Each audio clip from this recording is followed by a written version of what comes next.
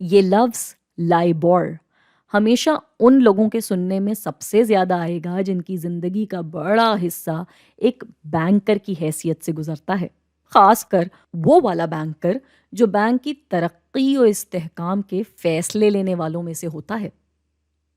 اگر ہم لائبور کے لفظی معنوں پر جائیں تو یہ London interbank offer rate کا مخفف ہے، لیکن اگر ہم اس کے تصور کو سمجھیں تو یہ کہا جاتا ہے سود کی اس اوسط شرح کو جو کہ ایک ملک میں مختلف بینکس ایک دوسرے کو ادھار کی لین دین پہ ادا کر رہے ہوتے ہیں۔ اس کو ہم اس مثال سے سمجھ سکتے ہیں کہ ایک بینک ہے الف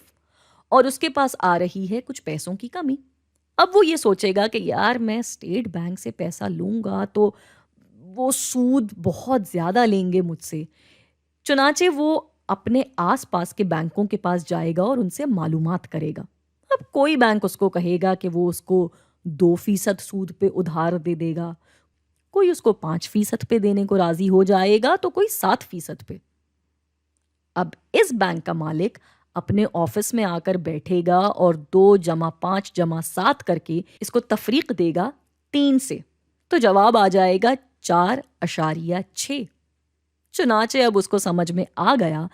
کہ اگر اس کو اپنی مالی ضرورت پوری کرنے کے لیے ادھار لینا ہے تو کم و بیش اتنا سود تو ادا کرنا ہی پڑے گا، اور اس بنیاد پر اس کو اپنے بینک کے لیے فیصلہ لینا ہوگا،